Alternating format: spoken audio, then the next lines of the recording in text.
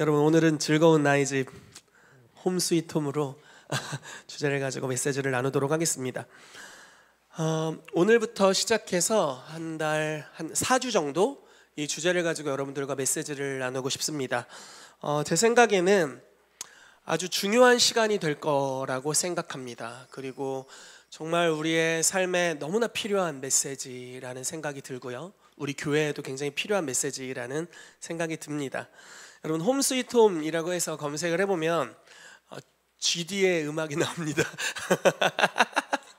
이제 예전부터 썼던 이제 단어들인데, 즐거운 우리 집, 즐거운 나의 집 이런 뜻이 되고요. 근데 또 반어적인 의미도 있습니다. 즐겁지 못한데 즐거운 우리 집이라고, 나의 집이라고 이야기하는 경우도 있어요. 그래서 오늘 좀 그리스도 안에서의 가족됨에 대해서 나누는 시간을 가지면 좋겠습니다. 심각한 말씀을 가져왔어요.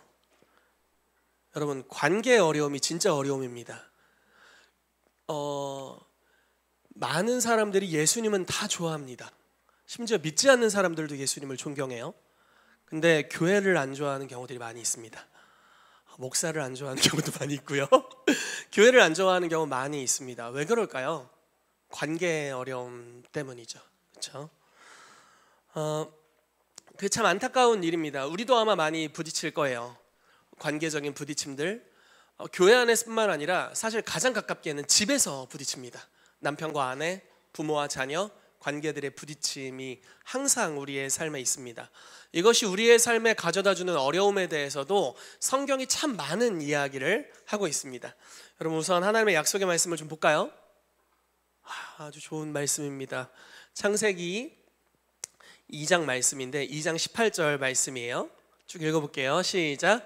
여호와 하나님이 이르시되 사람이 혼자 사는 것이 좋지 아니하니 내가 그를 위하여 돕는 배필을 지으리라 하시니라. 아멘. 자, 보세요. 혼자 사는 것이 좋지 않대요. 이걸 믿으세요? 혹시 혼자 사는 게 낫겠다 이런 생각해 본 적 없으세요? 자, 왜 그런 생각을 왜 하잖아요, 종종. 이러느니 혼자 사는 게 낫지. 같이 신앙생활을 해, 마음 복잡하게 혼자 신앙생활 하는 게 낫지, 이런 생각들을 우리가 종종 한단 말이에요. 왜 그런지. 자, 말씀 장절이 너무 많아가지고 그냥 제가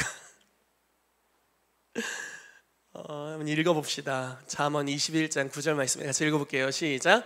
다투는 여인과 함께 큰 집에서 사는 것보다 움박에서 사는 것이 나으니라. 하나 더 봅시다. 시작. 다투며 성내는 여인과 사는 것보다 광야에서 사는 것이 나으니라. 죄송해요, 여인을 비하하려는 게 아닙니다. 남자 넣으면 똑같아요. 그 동네가 그 동네입니다. 그 밥이 그 밥이에요. 자, 아주 결정적인 거 하나 나와요. 보세요. 잠언 25장 24절 아주 대놓고 나왔어요. 시작. 다투는 여인과 함께 큰 집에서 사는 것보다 움막에서 혼자 사는 것이 나으니라. 이 누구의 고백이에요? 솔로몬의 고백이에요. 주님은 분명히 혼자 사는 게 좋지 못하다고 했는데 솔로몬은 혼자 사는 게 낫다 이러고 있습니다. 솔직히 말해보세요. 그렇게 고백한 적 있어요, 없어요? 이러느니 혼자 이렇게. 전 없는 것 같긴 한데 네, 우리 다 그런 적들이 있을 겁니다. 이제 자녀들 관계에 대해서도 나오죠. 제가 읽어드리겠습니다. 미련한 아들은 그 아비의 근심이 되고 그 어미의 고통이 된다. 미련한 아들은 그 아비의 재앙이요. 제가 아니기를. 제가 아니기를. 다투는 아내는 이어 떨어지는 물방울이니라. 이렇게 나와 있습니다. 그러니까 관계가 얼마나 어려운 건지를 이야기해주고 있어요. 사실 하나님이 가장 긴밀하고 친밀하고 가까운 관계로 남편과 아내를 불러주셨죠. 부부로 불러주셨습니다. 이 관계가 세상에서 제일 어려운 관계이기도 해요. 무슨 말인지 모르겠으면 결혼해 보시기를 축복하고 네, 비혼주의가 없었으면 좋겠어요, 저희 교회. 네, 비혼은 주님의 기뻐하시는 뜻이 아닙니다. 결혼해야죠. 근데 분명히 혼자 사는 것이 좋지 않다, 함께하는 것이 좋다라고 말씀하셨고, 주님이 모든 동물들을 만드실 때도 다 짝을 이루어서 만드셨고, 결국 아담의 이 옆구리를 빵 뚫어가지고 이 갈빗대를 통해서 주님이 하와를 만드셨죠. 예수님도 동일하게 하셨습니다. 옆구리에 창으로 푹 찔리셔가지고 옆구리 뚫려가지고 우리가 그리스도의 몸된 교회, 주님의 신부가 태어나게 됐습니다. 혼자 있는 것이 좋지 못하기 때문에 공동체를 이루도록 우리를 불러주셨어요. 문제는 이게 관계가 쉽지 않다라는 것이고, 심지어 가장 지혜로웠고 넓은 마음을 가지고 있다라고 이야기했던 솔로몬조차도 혼자 사는 것이 낫다라고 고백한 적이 있답니다. 아주 말만 홈스윗 홈이지 아주 장난 아니에요 지금. 죄로 인한 왜곡이 들어오게 되는데 어떤 왜곡들이 들어왔나 좀 보도록 하겠습니다. 사실 말씀을 좀 준비하면서 제 자신이 너무 심각했습니다. 심각하다. 나의 마음, 우리 모두의 상태가 심각하다. 이 세대가 심각하다. 이런 걸 참 많이 느꼈습니다. 그래서 이렇게 웃으면서 설교를 하기가 쉽지 않은 상태에 있습니다. 죄로 인해 많은 게 왜곡됐어요. 같이 말씀을 보겠습니다. 창세기 3장 6절부터 쭉 있는 좀 긴 말씀입니다. 같이 읽어볼게요. 시작. 여자가 그 나무를 본즉 먹음직도 하고 보암직도 하고 지혜롭게 할 만큼 탐스럽기도 한 나무인지라. 여자가 그 열매를 따먹고 자기와 함께 있는 남편에게도 주매 그도 먹은지라. 이에 그들의 눈이 밝아져 자기들이 벗은 줄을 알고 무화과 나무 잎을 엮어 치마로 삼았더라. 그들이 그날 바람이 불 때 동산에 거니시는 여호와 하나님의 소리를 듣고 아담과 그의 아내가 여호와 하나님의 낯을 피하여 동산 나무 사이에 숨은지라. 여호와 하나님이 아담을 부르시며 그에게 이르시되 네가 어디 있느냐. 이르되 내가 동산에서 하나님의 소리를 듣고 내가 벗었으므로 두려워하여 숨었나이다. 이르시되 누가 너의 벗었음을 내게 일렀느냐. 내가 내게 먹지 말라 명한 그 나무 열매를 내가 먹었느냐. 아담이 이르되 하나님이 주셔서 나와 함께 있게 하신 여자 그가 그 나무 열매를 내게 주므로 내가 먹었나이다. 여호와 하나님이 여자에게 이르시되 내가 어찌하여 이렇게 하였느냐. 여자가 이르되 뱀이 나를 꿰므로 내가 먹었나이다. 여러분, 이 말씀을 보면은 참으로 핑계하는 것들을 우리가 볼 수 있습니다. 그렇죠? 이 서로 열매를 먹을 때는 아주 관계가 좋았어요. 나도 먹고 맛있다, 너도 먹어. 이 관계가 좋았는데 갑자기 눈이 밝아지면서 모든 관계에 문제가 일어나기 시작합니다. 하나님이 너무 좋은 분이잖아요. 근데 하나님을 보는 시각에 대해 하나님의 본연의 모습 그대로가 아니라 나의 판단과 평가가 거기 들어가기 시작해요. 이게 선악과의 열매입니다. 스스로 판단하려는 교만함이 생깁니다. 다른 말로 이야기해서 우리 자신을 하나님의 위치로 가게 해요. 판단하는 것에 대해서. 그래서 나의 기준, 나의 취향, 나의 어떠함에 대한 것들이 생겨나기 시작합니다. 그래서 자기 스스로 볼 때 자기가 벌거벗었고 너무 부끄럽고 수치스러워서 하나님으로부터 숨게 되고 이 관계에 이제 문제가 발생하게 되죠. 여기서 끝나는 줄 알았는데, 자, 여호와께서 아담을 부르시죠. 네가 어딨냐. 숨었습니다. 두려워 숨었습니다. 어떻게 너의 벗었음을 알았냐. 나무 열매를 먹었냐. 이렇게 말씀하시니까 여기부터 가관이에요. 진짜 핑계를 창조해내는 능력이 이때부터 사람들에게 생겼습니다. 창조적 능력이에요. 그러니까 원래 정답을 말씀드릴게요. 아담이 어떻게 했어야 되냐면, 주님, 제가 잘못했습니다. 하나님이 저에게 주신 사랑스러운 하와가 있는데 이 하와의 죄도 저의 죄입니다. 제가 잘 챙기질 못했네요. 우리 모두를 용서해 주십시오. 이렇게 가야 되는 거예요. 어떻게 되냐면 지금 이제 하와가 문제인데 하나님까지 거슬러 갑니다. 여러분 잘 보세요. 하나님을 비방하기 시작하면 답이 없습니다. 인생에 답이 없어요. 제 말씀이 이해가 되세요? 주님을 원망하는 순간 내 인생은 답이 없는 거예요. 유일한 답은 거기로부터 오는데, 저 보세요. 근데 아담이 지금 죽을 길을 택하고 있습니다. 하나님이 주셨다. 하와 내가 달라고 했냐? 주님이 혼자 있는 게 좋지 않다며. 그 주님이 줘놓고 얘가 나한테 줘서 내가 먹었으니까 내 책임도 아니고 1차적으로는 하나님 책임, 2차적으로는 얘 책임. 나는 죄가 없다. 이런다고 없어집니까? 없어지지 않죠. 죄가 그대로 있고 문제가 정말 심각해지는 겁니다. 그러니까 갑자기 막 핑계를 만들어내기 시작해요. 하나님이 원하시는 것은 진정한 회개죠. 할 말이 없습니다. 변명할 거리가 없군요. 나의 죄입니다. 이렇게 하길 원하시지만 이제 우리 안에 선악과를 따먹으면서 이상한 기준들, 그러니까 비성경적 기준들, 조금 심하게 말할게요. 개똥 철학, 약간 똥 발린 철학 같은 게 생겨가지고 막 이렇게 막 뭘 만들어내요. 그래서 나름 다 논리가 있어. 우리 모두 다 논리가 있어요. 문제는 개똥이라는 거야. 그래서 아담이 이렇게 고백하는 거, 하나님이 주셔서 나와 함께 있게 한 여자 때문에, 하나님 때문에, 이 여자 때문에 내가 이렇게 됐습니다. 나한테 뭐라고 하면 안 되죠. 하와도 가관입니다. 여기 뭐 생략 구절이 좀 있긴 있는 것 같아요. 여자에게 너는 왜 그랬냐? 뱀이 나를 꿰물어. 여기 이렇게 가로치고 하나님이 창조한 뱀 때문에 가로 닫고 그러니까 다 이렇게 뭐가 전가를 하는 거예요. 나 때문에 내가 아니고요. 어쩔 수 없었어요. 억울해. 지난주에 이발 목사님이 억울해는 고아형이라고 했는데 억울해.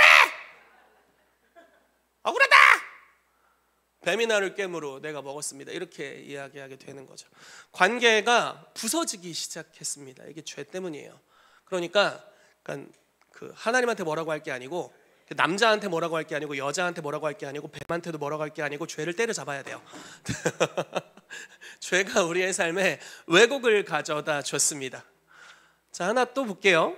긴 말씀인데 그냥 빨리 읽읍시다. 누가복음 15장에 있는 우리가 흔히 알고 있는 탕자의 비유라고 이야기하는 말씀입니다. 같이 읽어볼게요. 시작. 또 이르시되 어떤 사람에게 두 아들이 있는데 그 둘째가 아버지에게 말하되 아버지여 재산 중에서 내게 돌아올 분깃을 내게 주소서 하는지라. 아버지가 그 살림을 각각 나눠 주었더니 그 며칠이 안 되어 둘째 아들이 재물을 다 모아가지고 먼 나라에 가 거기서 허랑방탕하여 그 재산을 낭비하더니 다 없앤 후 그 나라에 크게 흉년이 들어 그가 비로소 궁핍한지라. 가서 그 나라 백성 중 한 사람에게 붙여 사니 그가 그를 들로 보내어 돼지를 치게 하였는데 그가 돼지 먹는 쥐엄 열매로 배를 채우고자 하되 주는 자가 없는지라. 이에 스스로 돌이켜 이르되 내 아버지에게는 양식이 풍족한 품꾼이 얼마나 많은가. 나는 여기서 주려 죽는구나. 내가 일어나 아버지께 가서 이르기를 아버지 내가 하늘과 아버지께 죄를 지었사오니 지금부터는 아버지의 아들이라 일컬음을 감당하지 못하겠나이다. 나를 품꾼의 하나로 보소서 하리라 하고 이에 일어나서 아버지께로 돌아가니라. 아직도 거리가 먼데 아버지가 그를 측은히 여겨 달려가 목을 안고 입을 맞추니 아들이 이르되 아버지 내가 하늘과 아버지께 죄를 지었사오니 지금부터는 아버지의 아들이라 일컬음을 감당하지 못하겠나이다 하나 아버지는 종들에게 이르되 제일 좋은 옷을 내어다가 입히고 손에 가락지를 끼우고 발에 신을 신기라. 그리고 살진 송아지를 끌어다가 잡으라. 우리가 먹고 즐기자. 이 내 아들은 죽었다가 다시 살아났으며 내가 잃었다가 다시 얻었노라 하니 그들이 즐거워하더라. 맏아들이 밭에 있다가 돌아와 집에 가까이 왔을 때 풍악과 춤추는 소리를 듣고 한 종을 불러 이 무슨 일인가 물은데 대답하되 당신의 동생이 돌아왔음에 당신의 아버지가 건강한 그를 다시 맞아들이게 됨으로 인하여 살진 송아지를 잡았나이다 하니 그가 노하여 들어가고자 하지 아니하거늘 아버지가 나와서 권한대 아버지께 대답하여 이르되 내가 여러 해 아버지를 섬겨 명을 어김이 없거늘 내게는 염소 새끼라도 주어 나와 내 벗으로 즐기게 하신 일이 없더니 아버지의 살림을 창녀들과 함께 삼켜버린 이 아들이 돌아오매 이를 위하여 살진 송아지를 잡으셨나이다. 아버지가 이르되 예 너는 항상 나와 함께 있으니 내 것이 다 내 것이로되 이 내 동생은 죽었다가 살아났으며 내가 잃었다가 얻었기로 우리가 즐거워하고 기뻐하는 것이 마땅하다 하니라. 휴 아멘. 참 하나님도 자식이 참 종류가 다양하고 자식들과 관계가 문제가 있으세요. 그러니까 지금 두 종류의 아들이 나와 있는데 이 두 종류의 아들의 비유를 들던 상황은요, 한 무리는 바리새인들과 서기관들과 율법 학자들이 모여 있었고요, 한쪽에는 뭐 세리와 창기와 그러니까 죄를 지었다고 여겨지는 집단들이 모여 있었습니다. 딱 보면 누가 누군지 알겠죠? 첫째 아들이 요 짝이고 둘째 아들이 요 짝이에요. 실제로 이짝인가 모르겠지만 아무튼 그렇습니다. 그렇게 이렇게 구분이 되어 있었어요. 그래서 예수님 비유를 통해서 이 두 성향을 가진 또는 두 가지 관계의 왜곡을 가진 아들들을 아버지께로 다시 콜링하시는 모습을 볼 수가 있습니다. 한편만을 위한 말씀은 아니었던 거죠. 이제 이렇게 이야기를 진행을 하십니다. 둘째 아들이 있는데 아주 좀 죄송해요. 제가 둘째 아들이긴 한데 아주 싸가지가 없었어요. 이 아들이 삶에 문제가 많았습니다. 그래서 이 원래 유산 상속이라는 것은 부모님이 돌아가실 때 하는 거예요. 그래서 원래 첫째에게는 예를 들어 첫째에게는 나머지 아들들에게 분배할 것의 2배를 줍니다. 그러니까 아버지의 재산이 3이면 첫째에게 3분의 2, 둘째에게 3분의 1을 주는 거예요.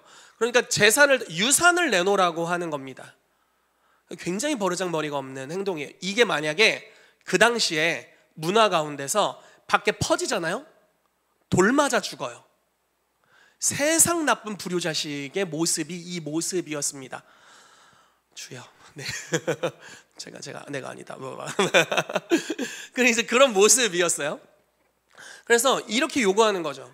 내가 받는 게 합당하니까 내놓으세요. 여러분, 이게 사랑을 요구하는 자세거든요. 이거는 굉장한 문제를 가져다 줘요. 보세요. 사랑을 요구해. 근데 아버지의 사랑은 무한해요. 참 놀랍습니다. 주님은 3분의 1을 줘도 사실 많이 남아있어. 이렇게 계속 생산이 되시는지. 근데 줘요. 그게 하나님의 사랑의 문제는 우리의 태도의 문제입니다. 사랑 내놔! 자녀 자라! 치유 내놔! 그럼 막 주님이랑 딜해. 내가 이렇게 할 테니까 주님 나에게 이렇게 해주셔야 돼! 약간 이런 딜을 막 하는 거예요. 문제는 이러한 태도와 자세, 나와 하나님을 동등하다고 여기는 교만함, 모든 것을 잃어버리게 돼요. 여러분, 저는 이런 태도가 너무 무서운 태도라고 요즘 느낍니다. 그러니까 저희 교회는 이제 양자됨에 대해서, 자녀됨에 대해서 계속 메시지를 나누죠. 근데 본연의 위치를 기억할 필요가 있어요. 여러분, 하나님은 우리에게 어떤 은혜를 베풀지 않아도 그분은 우리에게 빚진 게 없어요. 믿으세요? 거기부터 출발해야 돼요. 제발 주시옵소서 이래야 되는데 내놔! 아들이니까 막 법적인 것 막 얘기해. 주님이 피 흘렸으니까 내놔! 이거 굉장히 무서운 말입니다. 아무튼 그런 태도였어요. 굉장히 교만했고 하나님한테 요구하는 태도였고 사랑을 요구하는 태도였습니다. 근데 아버지는 왜 그러신지 모르겠지만 줘요. 또 그럼 그 철 안 드는 대로 그대로. 그러니까 주님이 우리의 태도에 대해 사랑이 바뀌시는 법은 없습니다. 자, 문제는 받는 우리가 그걸 담아내지 못한다는 것이 문제예요. 결국 유산을 주시죠. 김숙희 사모님 오셨구나. 안녕하세요. 미국에서 오셔가지고 깜짝 놀랐습니다. 네, 담아내지를 못해요. 그러니까 어떻게 합니까? 이방 땅에 가서 허랑방탕하게 쓰다가 결국 재산도 다 잃어버리고. 그러니까 여러분, 어려운 일이 닥칠 때는 참 연속기 이렇게 탁탁탁탁 이렇게 연속으로 두드려 맞는 경우가 있어요. 이방 땅에 가서 허랑방탕하게 썼는데 하필 그때 경제가 어려워지면서 일할 곳도 없어지고 그래가지고 유대인이 가장 싫어하는 돼지를 치러 가가지고 돼지가 먹는 돼지밥도 못 먹고 아주 빌어먹게 생긴 이 상태까지 오게 됩니다. 그러면서 지금 어떤 일이 내면에서 일어날까요? 겸손해지는 거예요. 내가 대단한 존재인 줄 알았는데 하나님한테 막 요구하고 막 나 다 받을 수 있고 의롭고 장난 아니고 요구하고 다 받았어. 막 내 맘대로 막 주님께 합당한 의를 가지고 있다고 요구하고 내 맘대로 살았는데 다 당진하게 돼요. 충만함과 기름 부으심과 계시와 재정과 모든 번영 다 빼앗겨 버려요. 그리고 마음이 겸손해지는 대로 가요. 참 은혜인 거예요. 기금 만나고 인생 막 두드려 맞고 그래서 마음이 아주 메마르고 쫙쫙 갈라지고 겸손해집니다. 그래서 태도가 바뀌죠. 어떤 태도로 바뀝니까? 주여, 내가 하늘과 아버지께 죄를 지어서 마음이 굉장히 겸손해지는 거예요. 유산 내놔! 하던 거에서 편지지도 겸손해. 막 눈물 자국도 있어 거기. 내가 하늘과 아버지께 막 눈물 뽑아가지고 막 여기다 막 묻히고 너무 겸손해. 막 이렇게 써가지고 막 이렇게 고이 관직해서 이제 터벅터벅 막 여기 돼지 똥 묻어 있고 막 여기 돼지 오물 묻어 있고 막 장난 아니야. 막 유대인들이 돼지를 엄청 싫어하는데 막 돼지 막 온갖 부정한 게 다 묻어 있어. 근데 태도는 그게 만점이야. 근데 거기가 그렇죠. 합당하지 않은 자라는 걸 인지하고 오는 거예요. 이제 여러분 그게 세리와 그 당시 창기들의 하나님의 나라로 받아들여진 이유입니다.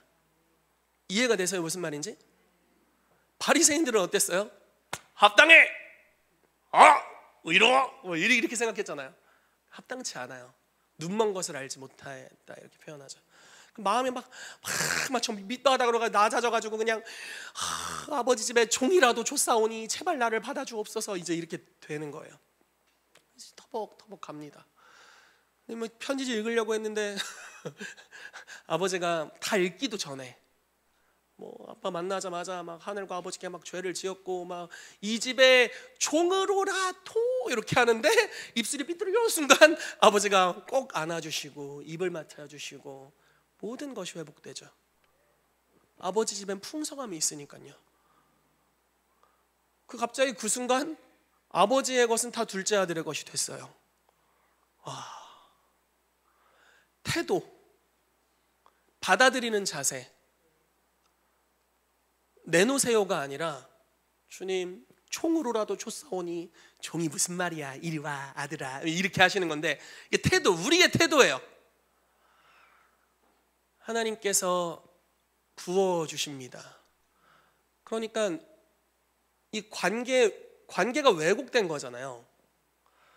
굉장히 조심스러운 메시지들이 많이 있다고 생각해요. 여러분 복음을 우리가 통으로 볼 수 있어야 합니다. 그렇죠? 예수님은 왕이시죠. 믿으세요? 예수님은 종이 되기도 하셨어요. 이것도 믿으시죠? 그렇다고 예수님을 종으로 부릴 수는 없어요. 그러니까 주님은 이렇게 표현해 볼게요. 주님은 우리를 완전히 만족시킬 수 있는 분이세요.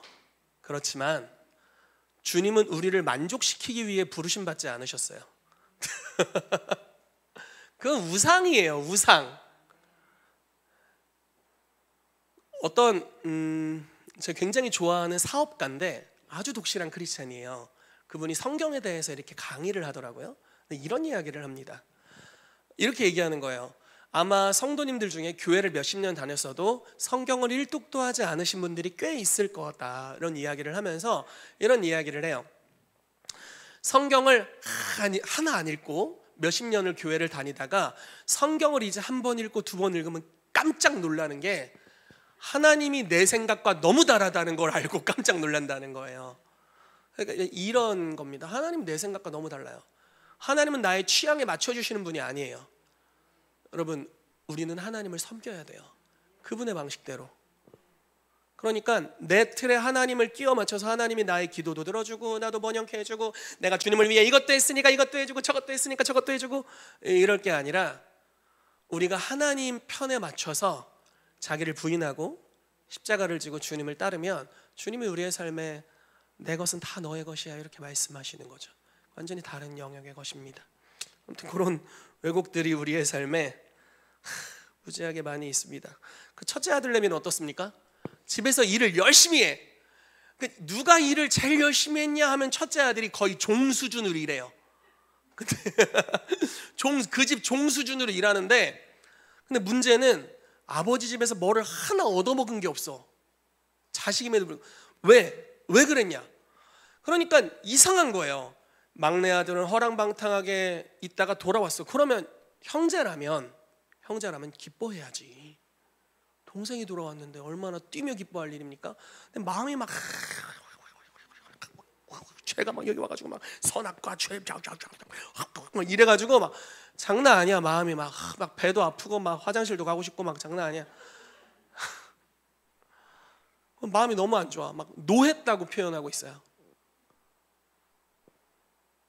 주님이 거기 오시죠. 참 주님은 여러분 잘 보세요. 주님은 세상 친절하시고 항상 우리가 연약함 가운데 있을 때 오세요. 비진리에 둘러싸여 있는데도 오세요. 근데 그 비진리를 맞다고 해주진 않아. 이해되세요? 맞다고도 안 하면서 계속 옆에 있어. 참 답답스러운 노릇입니다. 그러니까 그래 네 마음이 그렇게 힘들었구나 뭐 이렇게 위로해 줄 수는 있어요. 근데 그래 네 말이 다 맞아 이렇게는 안 해요. 주님은 진리 자체예요. 진리의 타협의 영역이 없습니다. 그걸 인정해 주는 순간 지옥 가는 거예요. 비진리는 지옥이니까. 그렇게 둘 수 없는 거죠. 그러니까 주님은 이 사람을 그분의 상태로 만들기를 원하시죠. 그래서 그 아들에게 왜 이렇게 화가 났니? 그러면서 이렇게 얘기하시는 거잖아요. 아들이 이제 이렇게 열심히 일해도 염소 새끼도 안 줘. 염소 새끼 하나 안 줬다 이거야.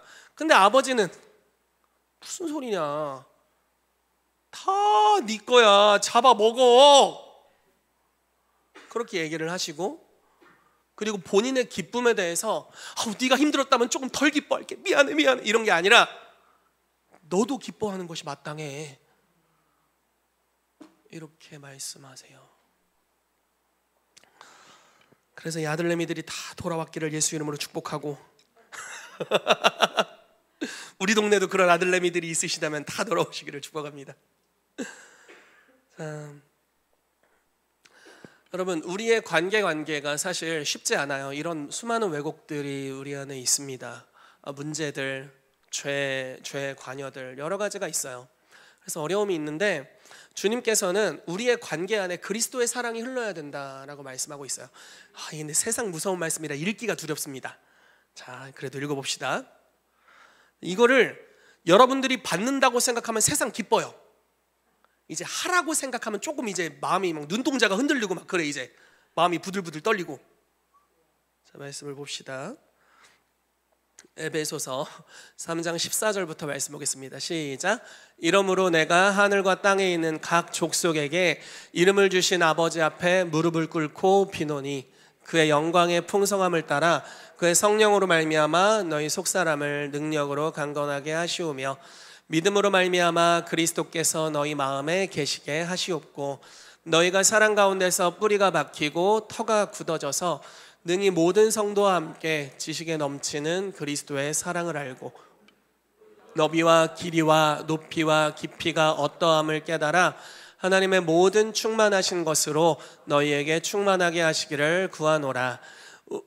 우리 가운데서 역사하시는 능력대로 우리가 구하거나 생각하는 모든 것에 더 넘치도록 능히 하실 이에게 교회 안에서와 그리스도 예수 안에서 영광이 대대로 영원 무궁하기를 원하노라. 아멘. 자, 여러분 아주 은혜로운 말씀입니다. 이렇게 말씀을 하고 있어요.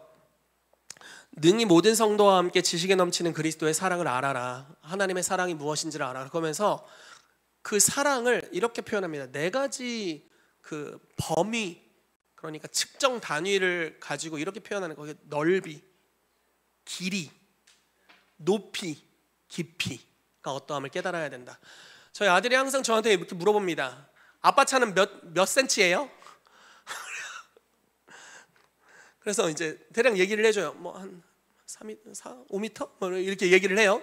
그러면은 이제 아들이 내 차는 10m인데 키는 몇 미터냐? 그럼 모르겠는데 1.5m 아무거나 말하는 거예요. 뭐 정확하지 않습니다. 그럼 자기 차는 막 한 3m가 된대요. 그래서 막 그 지하 주차장 내려갈 때 거기 못 들어간대. 2m 제한으로 돼 있거든. 그래서 큰일 났다. 너 차는 어디 있어? 그러면 천국에 있대. 막 이상한 소리를 합니다. 아무튼 그냥 상상력이 풍부하다고 스스로 해석했어요. 근데 그 사랑에 대해서 이런 넓이, 길이, 높이, 깊이를 이야기를 하고 있습니다. 하나하나 조금 살짝 얘기를 해보죠. 길이라는 걸 뭘까요? 사랑의 길이. 제가 생각할 때는 태초가 시작될 때 사랑하기로 결정하셨고 우리가 태어날 때를 아시고 주님의 책에 우리에 대한 날이 시작되기도 전에 다 기록해 놓으시고 보배롭고 많은 생각을 하셨고 우리의 삶을 죽음으로 끝내는 게 아니라 영원까지 책임지시는 그 놀라운 길이, 하나님의 사랑의 길이라고 믿습니다.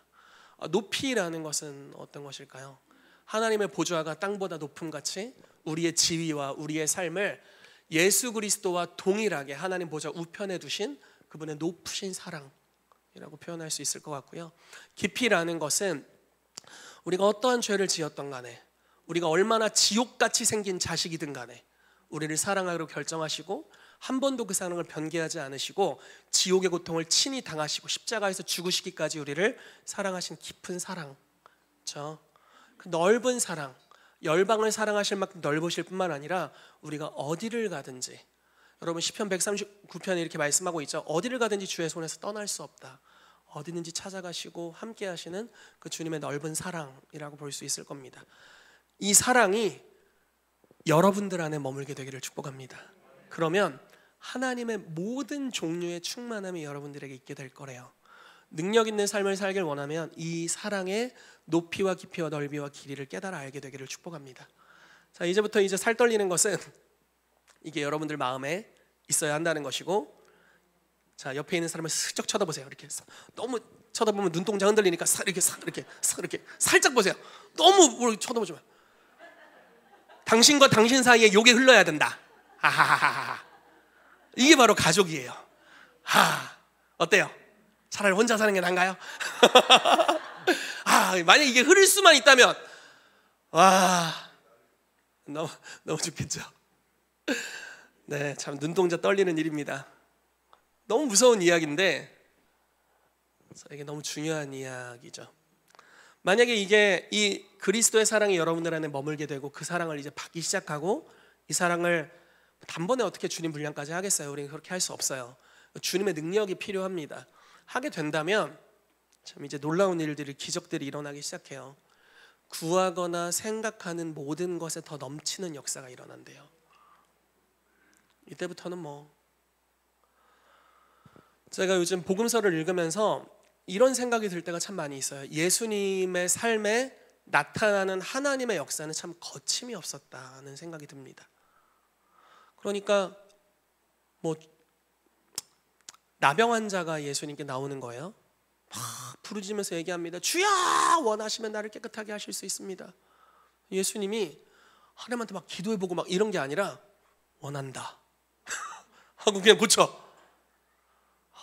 어떻게 이렇게 거침없이 흘러나올까? 그리고 지나가다 만져도 치유되고, 죽은 자를 살리러 가서 살려버리고, 죽은 자를 살리러 가다가 막 죽었다는 소식이 들리잖아요. 회당장 야이로의 딸이 죽었다는 소식이 들려요. 선생을 더 이상 괴롭게 하지 마십시오. 근데 예수님이 막 마음이 움츠러들거나 힘들어하거나 그러지도 않으시고 두려워하지 말고 믿기만 하라 하시고 가셔서 달리다굼 하고 따라 일어나라 하고 일으키시죠. 거침없어요. 왜 그럴까요? 하나님이 부르신 바로 그 위치에 예수님이 항상 정확하게 서 계세요. 조금의 오차도 없이 완전한 사랑을 가지고 사랑하기로 결정하셨고, 예언적으로도 주님의 때와 시즌에 정확하게 머물러 계셨습니다. 여러분, 저는 지금 저희 교회, 우리 교회 가운데 이 가족됨의 시간을 주고 계시다라고 믿어요. 이 눈동자 떨리는 시즌, 서로를 돌아보고 서로에게 사랑을 흘려보내는 시즌을 주고 계신다라고 믿습니다. 이때 여러분들이 머물게 되면 하나님의 제한 없는 능력이 여러분들의 삶을 통해 흘러나오게 될 줄로 믿습니다. 여러분, 그러므로 사랑하기를 선택하시기를 예수 이름으로 축복합니다. 아멘. 자, 우리의 태도에 대해 좀 살펴볼게요. 이제부터 아주 심각한, 여러분, 율법이 어렵습니까? 사랑이 어렵습니까? 말 잘하세요. 뭐 틀린다고 지옥 가거나 그러진 않습니다. 밥을 안 주고 그러지 않아요. 율법보다 사랑이 더 어렵습니다. 자, 율법을 지켜! 할 수 있어요? 못하죠. 그래서 우리가 다 죄인인 거예요. 나 사랑해! 할 수 있어요? 더 못해. 이해되세요? 제가 무슨 말 하는지 이해가 되세요? 자, 성도는 주님으로부터 사랑을 받습니다. 무한한 사랑이에요. 내 마음이 왜곡되어 있어도 주님은 사랑을 다 줄 수 있어요. 때로는 아마 근데 태도에 문제가 있다면 성에 차지가 않을 거야. 주님이 사랑을 줘도 담는 그릇에 문제가 있기 때문이에요. 제 말이 이해가 됩니까? 그러니까 아까 탕자의 비유를 통해 이야기를 했잖아요. 태도에 문제가 있으면 주님은 줬는데도 다 소진한다고요. 그리고 주님 안 줬잖아! 이렇게 얘기한다고요. 그렇게 주님한테 또 오잖아요. 주님은 또 줘. 세상 좋으셔. 문제는 진리 안에 내 마음이 변화되기까지는 나는 항상 구멍 뚫린 장독대요. 구멍 뚫린 장독대. 자, 잘 들으세요, 여러분. 우리는 가족으로 연결되어 있고, 만약에 우리가 하나님의 언약에 순종해서 사랑하는 삶을 산다면 함께하는 것이 너무 행복하고 즐거울 거예요. 그렇지만 막 눈동자가 떨리면서 받을 거야. 목사님이 이 말씀 선포했으니까 나한테 사랑을 누가 주나 안 주나 한번 째려봐 주지. 이호셉 팀장님 나한테 사랑을 주나 안 주나. 못 줘. 저도 이 태도면 못 받아. 이해가 되세요? 막 깨달음의 함성이 터져 나오네. 막 잘 들어보세요. 율법을 지켜! 못 지킨다니까요. 근데 사랑해보면 그거보다 더 빡세요. 율법은 눈 때리면 눈탱이를 밤탱이로 만들면 돼. 근데 사랑은 용서하라잖아. 이걸 누가 지키냐고. 이게 요구되면요, 이거 사람 죽이는 겁니다. 이거. 이하영 집사님, 저를 사랑하세요. 최선을 다해.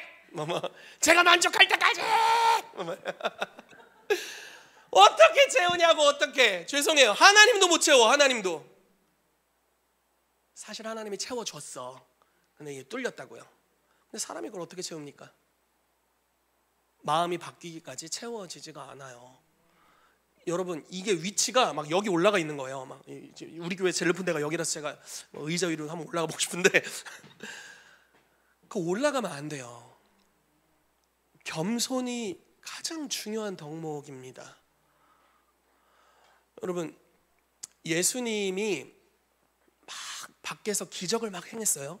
그리고 예수님의 이름이 바깥에서 유명해졌어요. 그리고 고향으로 돌아옵니다. 그래서 거기서 이제 사역을 하러 오셨는데, 그 이제 그 누가복음 4장 장면이에요. 누가복음 4장에 그 예수님에 대해 예언된 이사야 61장 말씀을 낭독을 하시고, 이 말씀이 오늘날 너희 가운데 이루어졌다라고 선포하시고 나서 사람들이 막 수군거려요. 요셉의 아들이잖아. 마리아 아들이잖아. 제 여동생들 우리 집 며느리야. 그러니까 예수님을 믿지 않아요. 근데 태도는 어떤지 보세요. 예수님이 그들의 마음을 읽고 이렇게 말씀하십니다. 속담이 있었나 봐요. 의사야, 너의 몸을 고치라 라고 이야기한 것 같이, 너희가 지금 나에게 다른 땅에서 했던 기적과 이사를 이 땅에서 행하라 하지만, 자, 내가 너희에게 이야기하겠다. 엘리야 시절에 3년 반 동안 기근이 있었는데 아무도 그 기근으로부터 하나님의 도우심을 받지 못했고, 유일하게 과부 한 명만 그 도우심을 받았다. 이스라엘의 문둥병자 엄청 많지만 아무도 도움을 받지 못했고, 겸손히 나와왔던 나아만만 도우심을 받았다. 그런 태도라면 받을 수 없다. 그러니까 어떤 일이 일어나는 줄 아세요? 예수님 죽이려고 그래. 안 줄 거면 죽어! 하고 막 낭떠러지로 막 밀어요. 여러분, 예수님 밀지 마세요. 예수님 뚫고 가. 그 민다고 밀리지도 않으시고 그냥 뚫고 가세요. 조금 극단적인 표현을 쓸게요. 그냥 지나쳐 가세요. 너무 안타깝죠. 여러분, 이게 너무 안타까워요. 이게 사랑을 요구하는 태도입니다. 사랑은 주님으로부터 받을 때는 당연한 게 아니에요. 그럼 당연하지가 않아요. 이게 어떻게 당연합니까? 이 큰 사랑이 어떻게 당연해요? 여러분들이 그렇게 잘났어요? 내가 그렇게 잘났? 전혀 아니죠. 전혀 아니죠. 우리는 합당치가 않아요. 여러분, 은혜를 받으려면 합당치 않다는 걸 기억하고 있어야 돼. 왜냐면 은혜라는 단어 자체가 합당하지 않은 자에게 베푸시는 하나님의 호의잖아요. 그러니까 이렇게 주여 제발 이렇게 가야 된다니까요. 그러니까 저희가 힘들 일이 있을 때마다 항상 저희 사모님이랑 저랑 얘기하는 게 넙죽 엎드려야 된다 막 이런 얘기를 합니다. 살려달라고 해야 되고 넙죽 엎드려야 된다고. 넙죽 엎드려야 되는 거예요. 바리새인은 기도할 때 주님 제가 11조도 제일 많이 하고 금식도 많이 한 것 같고 교회 봉사도 많이 하고 무지하게 많이 하고 이 세리 같지도 않은 것에 감사하나이다. 은혜를 받기에 합당하나이다.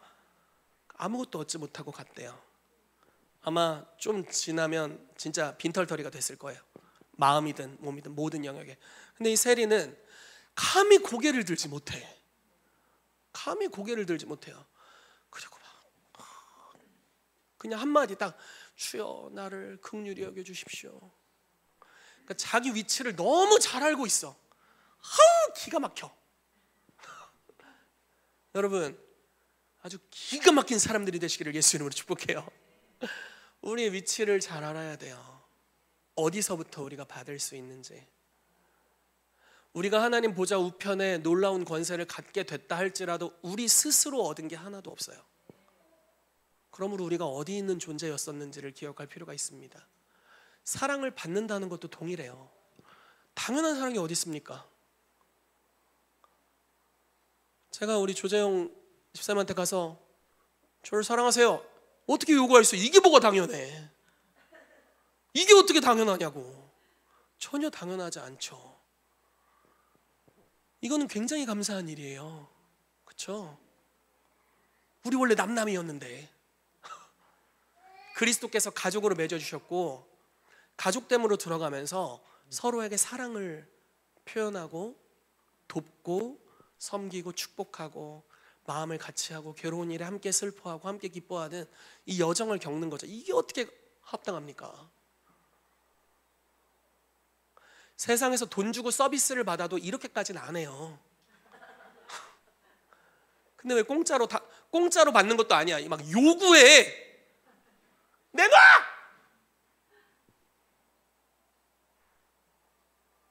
안 되지. 내놓을 수 있는 게 아니에요. 감사함으로 받아야 돼요. 그러면 여러분들 안에 축적이 됩니다. 그리고 정말 와요.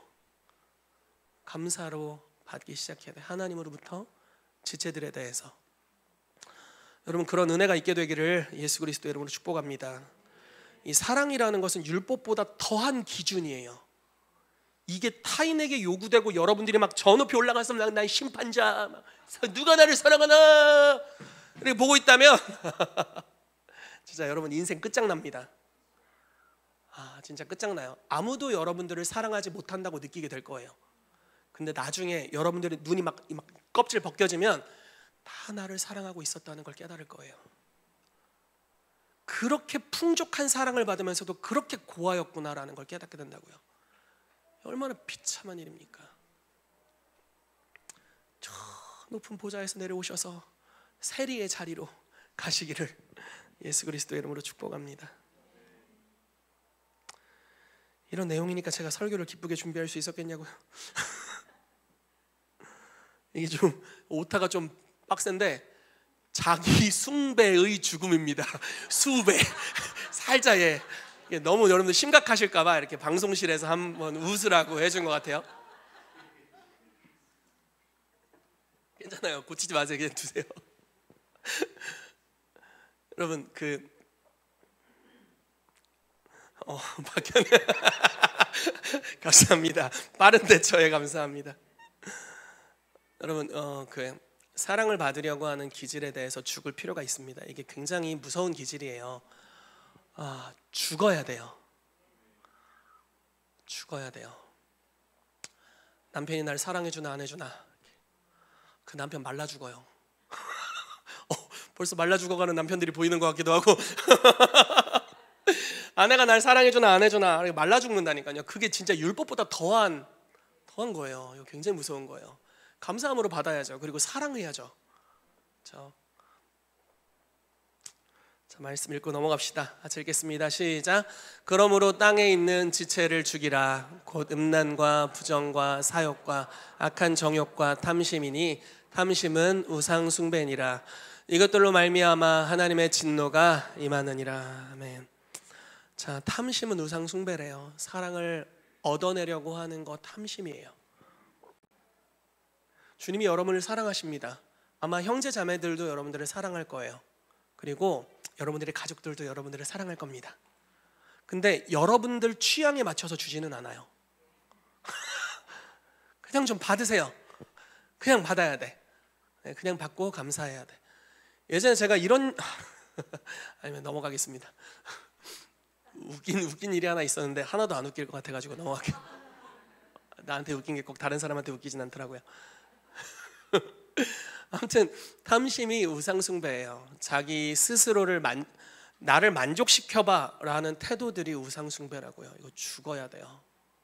이거는 죄송해요. 하나님도 만족시킬 수 없어요. 네, 속고 있는 겁니다. 그냥 이게 죽으면, 이 우상숭배에 대해서 죽으면 만족이 올 거예요. 자, 하나 더 봅시다. 같이 읽겠습니다. 시작. 그리스도 예수의 사람들은 육체와 함께 그 정욕과 탐심을 십자가에 못 박았느니라. 아멘. 못 박으시기를 축복합니다. 아멘. 자, 부활의 영에 대해서 같이 봅시다.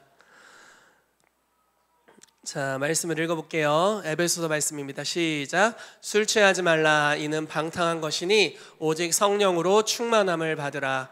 시와 찬송과 신령한 노래들로 서로 화답하며 너희의 마음으로 주께 노래하며 찬송하며 범사의 우리 주 예수 그리스도의 이름으로 항상 아버지 하나님께 감사하며 그리스도를 경외함으로 피차 복종하라.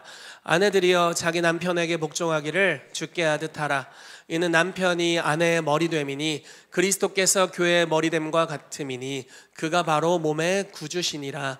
그러므로 교회가 그리스도에게 하듯 아내들도 범사에 자기 남편에게 복종할지니라. 남편들아 아내 사랑하기를 그리스도께서 교회를 사랑하시고 그 교회를 위하여 자신을 주심같이 하라. 이는 곧 물로 씻어 말씀으로 깨끗하게 하사 거룩하게 하시고 자기 앞에 영광스러운 교회로 세우사 티나 주름 잡힌 것이나 이런 것들이 없이 거룩하고 흠이 없게 하려 하심이라. 이와 같이 남편들도 자기 아내 사랑하기를 자기 자신과 같이 할지니 자기 아내를 사랑하는 자는 자기를 사랑하는 것이라. 누구든지 언제나 자기 육체를 미워하지 않고 오직 양육하여 보호하기를 그리스도께서 교회에게 함과 같이 하나니 우리는 그 몸의 지체임이라. 그러므로 사람이 부모를 떠나 그의 아내와 합하여 그둘이 한 육체가 될지니 이 비밀이 크도다. 나는 그리스도와 교회에 대하여 말하노라. 그러나 너희도 각각 자기의 아내 사랑하기를 자신같이 하고 아내도 자기 남편을 존경하라. 아멘. 자, 누구부터 해야 될까요? 나부터. 그렇습니다. 어디서 요 군방에서 기가 막힌 답변이 나왔어요. 약간 이거 뭐 남편부터 아내부터 이런 게 아니라 나부터. 이게 정답이에요, 여러분. 그러니까 누구부터 하는 순간 요구하게 되잖아요. 그렇죠? 네. 나부터. 여러분들은 그래 목사님부터 이게 아니라 그래 그럼 여러분들 나부터 이렇게 가는 겁니다. 우리 같이 가는 거예요. 그렇지 목사님부터 해야지. 감시의 눈이 지금 너무 많아지면 너무 위험해요. 제 삶은 위태롭습니다. 그럼 이제 우리 서로부터 이렇게 하는 겁니다.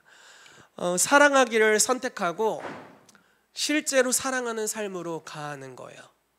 이런 이야기를 할 때가 있죠. 뭐 남편과 아내의 태도에 대해서 이런 이야기를 할 때가 있어요.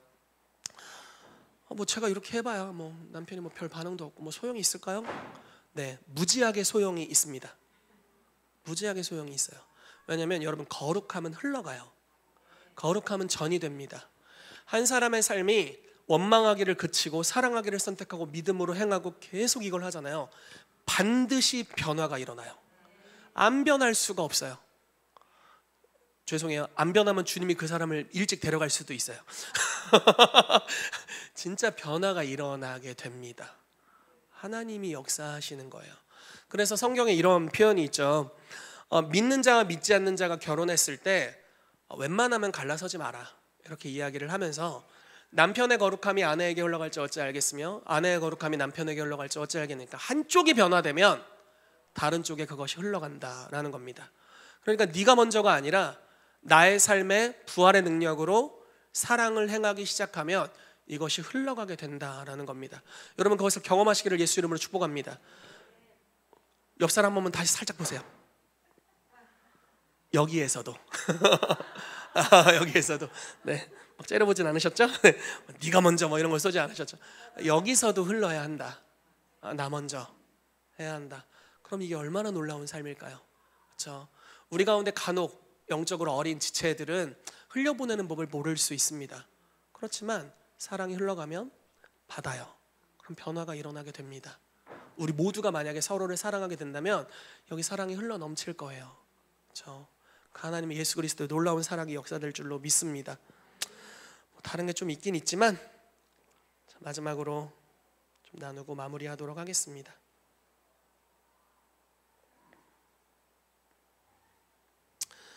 어떤 선지자가 갑자기 아파지더니 병원 중환자실로 가게 됐습니다.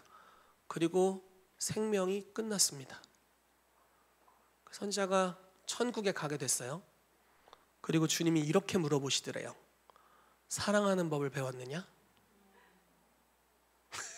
말 잘해야 돼 여기서. 네, 이리 와. 근데 이분이 뭐라고 하냐면 아직 못 배운 것 같습니다.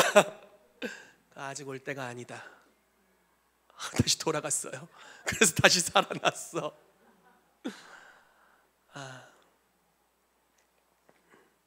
이 선지자 굉장히 유명한 선지자예요. 밥 존스 선지자였던 것 같아요. 네. 여러분 주님이 우리에게도 물어보실 거예요. 다른 뭐 위대한 사역을 했느냐 이런 게 아니라 사랑하는 법을 배웠느냐 이런 거 물어보실 겁니다. 그럼 뭐라고 얘기하실래요? 요구하는 법을 배웠습니다.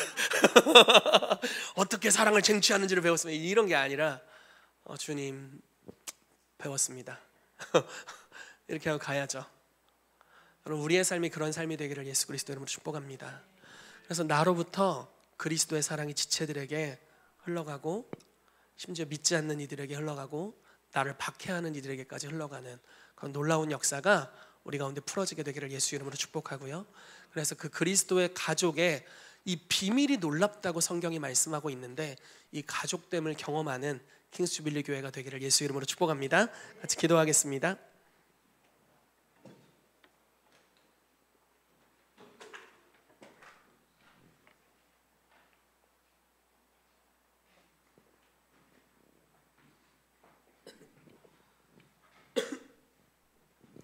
이 시간 먼저 좀 기도합시다. 둘째 아들의 태도, 바리새인의 태도는 하나님의 사랑을 부어주셔도 받을 수가 없었습니다. 너무나 안타까운 일입니다. 높아진 마음은 은혜를 받을 수가 없습니다. 교만한 마음은 은혜를 받을 수가 없습니다. 사랑을 요구하는 것은 율법보다 더 큰 살인의 행위일 수도 있습니다. 그 높은 보좌에서 내려와야 합니다. 사실 우리가 얼마나 보잘것없는 존재인지 그리고 사랑이 없으면 살아갈 수 없는 존재인지를 알아야 합니다. 세리가 주님께 고백하기를 차마 얼굴을 하늘을 향해 들지 못하고 주여 나를 불쌍히 여기소서라고 나아갔습니다. 그 태도로 주님께 나아갈 때 주님의 사랑은 언제든지 우리의 삶에 부어집니다. 그리고 우리의 삶에 쌓이게 됩니다. 지체들을 향해서도 사랑을 해줄 때 그 사랑을 겸손히 받고 감사를 표현할 줄 안다면 그 사랑이 계속해서 우리의 삶에 부어지게 될 겁니다. 우리 영혼에 만족함을 주게 됩니다. 그러나 우리 가운데 자기 숭배가 있어서 스스로 높은 자리에 처해 있고 내가 이 정도로 대단하기 때문에 너희가 나를 만족시켜야 된다라는 우상 숭배에 탐심을 가지고 있다면 아무도 여러분들을 만족시켜 줄 수 없습니다. 여러분 이것에 대해 죽어야 합니다. 이건 회생 가능한 영역이 아니라 죽어야 돼요. 기쁜 소식은 예수님이 십자가에서 나를 위해 죽으셨다라는 것이고 이 육체와 함께 정과 욕심을 십자가에 못 박아 주셨다라는 것입니다. 우리가 그것을 인정하고 죽음을 선포하고 지속적으로 십자가에 이 기지를 못 박으면, 사랑을 거머리처럼 다구다구하는 이 기질을 십자가에 못 박으면 여러분 진짜 받을 수 있게 됩니다. 그럼 거기서 고아의 영은 끝나게 돼요. 하나님, 이 시간 기도합니다. 우리를 죽여주십시오. 우리의 자기 숭배, 우리의 자기 숭배의 열매들을 죽여주십시오. 기질들을 죽여주십시오. 교만함을 내려놓도록 은혜를 베풀어 주시옵소서. 둘째 아들의 마음이 환난 가운데 낮아진 것 같이 우리의 마음을 자발적으로 낮춰주셔서 그리스도의 깊은 사랑 안으로 들어가도록 우리를 이끌어 주시옵소서. 우리 시간 주님 앞에 겸손히 나아갑시다. 같이 기도하겠습니다. 예, 살아계신 하나님 감사합니다. 아버지의 은혜를 구합니다. 주님, 우리가 합당하지 않습니다. 우리가 그 어떤 것에도 합당하지 않습니다. 우리가 받은 모든 것이 하나님의 선물이고 은혜입니다. 교만한 마음을 제하여 주십시오. 교만한 태도를 제하여 주십시오. 내 마음을 만족시키려고 하는 태도에 대해 죽게 해주십시오. 예, 주님, 예수님이 나를 위해 십자가에 못 박히셨습니다. 예수님이 나를 위해 죽으셨습니다. 예수님이 나를 사랑해 주셨습니다. 이 시간 한 가지만 더 같이 기도하도록 하겠습니다. 하나님, 성령의 충만함을 받으라 라고 말씀하셨고, 성령의 충만함을 받을 때 아내가 남편을, 남편이 아내를 사랑할 수 있다고 말씀하셨습니다. 주여, 우리 능력으로 할 수 없습니다. 우리가 사랑하려고 할 때마다 우리의 사랑 없음을 항상 느끼고 깨닫습니다. 주님, 성령의 충만함을 주시옵소서. 그리스도의 사랑을 우리의 마음에 부어주시옵소서. 우리의 마음에 인이 박히게 해주시옵소서. 그래서 주님이 부어주시는 사랑으로 지체들을 사랑할 수 있도록, 남편과 아내, 아이와 부모를 사랑할 수 있도록 주여 우리를 붙들어 주시옵소서. 그래서 우리가 그리스도 안에서 이 가족됨, 이 비밀이 크도다라고 말씀하신 이 가족됨의 사랑, 주여 이 시즌 우리가 경험하기를 원합니다.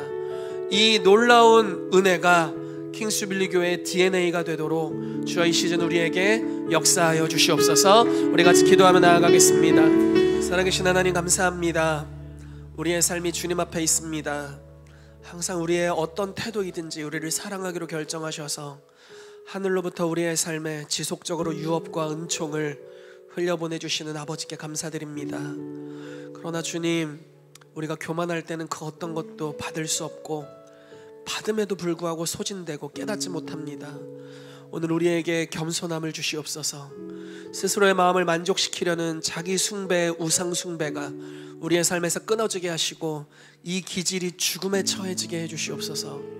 겸손함을 우리 가운데 주셔서 항상 은혜를 받는 자리에 있게 해주시고 성령으로 충만케 하사 먼저 사랑할 수 있는 능력이 오늘 우리에게 풀어지도록 역사하여 주시옵소서. 그렇게 일하신 우리 하나님을 찬양합니다. 감사드리며 예수 그리스도의 이름으로 기도합니다.